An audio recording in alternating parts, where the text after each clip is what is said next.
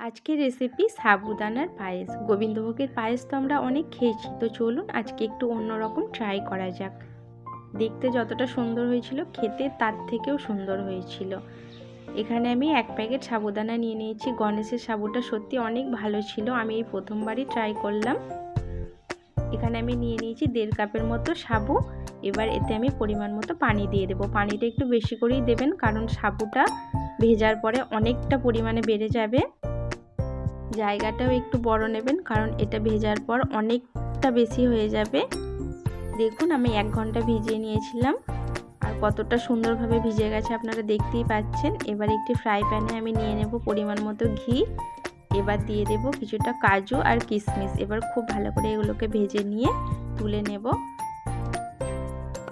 খুব বেশি ভাজার দরকার নেই, হালকা করে ভাজলেই হবে। দেখুন আমার এখানে ভাজা কমপ্লিট হয়ে গেছে। এবার আমি তুলে নিয়েছি। এবার ওই ঘিয়ের মধ্যে আমি দিয়ে দেব সাবুদানাগুলো। এবার খুব ভালো করে নেড়ে চেড়ে হালকা করে একটু ভাজা ভাজা করে নেব। অল্প করে একটু নেড়ে চেড়ে নেবেন, যাতে তলায় ধরে না যায়। দেখুন আমার এখানে ভাজা কমপ্লিট হয়ে গেছে। আমি তুলে নিয়েছি সাবুদানাগুলো। ওই একই প্যানের মধ্যে আমি দিয়ে দিয়েছি 1 লিটার গরুর দুধ। এবার খুব ভালো করে এটাকে জাল করে নিতে হবে নেড়ে চেড়ে। এই দুধের পরিমাণটা যখন 500 গ্রাম মতো হয়ে যাবে, হাফ লিটার তার মানে, তখন আমি এর মধ্যে দিয়ে দেব কিছুটা গুঁড়ো দুধ। কারণ এই গুঁড়ো দুধটা দেওয়ার পর দেখবেন এই সাবুদানার পায়েসের টেস্টটা দ্বিগুণ হয়ে যাবে, এতটাই ভালো লাগবে খেতে। এবার দিয়ে দিলাম ভেজে রাখা কাজু আর কিশমিশ। এরপর একে একে সাবুদানা যেটা ভেজে রেখেছিলাম সেগুলোও দিয়ে দেব। খুব সাবধানের সঙ্গে দেবেন, যেহেতু দুধটা গরম থাকে।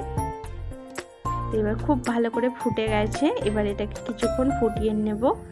এবার এর মধ্যে দিয়ে দেব মেজারমেন্ট কাপের 1 কাপ মতো চিনি। আপনাদের যেমন সাবু থাকবে সেরকম পরিমাণেই আপনারা চিনিটা দেবেন।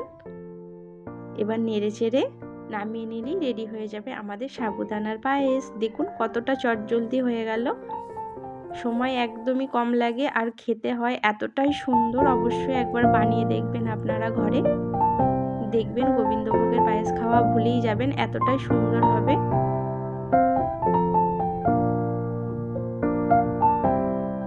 এক নিমেষে সমস্ত পায়েসটাই শেষ হয়ে গিয়েছিল। তো আপনাদের যদি আমার ভিডিও ভালো লাগে তাহলে অবশ্যই আমার চ্যানেলটি সাবস্ক্রাইব করে নেবেন, আর সঙ্গে লাইক কমেন্ট শেয়ার করতেও ভুলবেন না। ভালো থাকবেন, সুস্থ থাকবেন, আল্লাহ হাফেজ।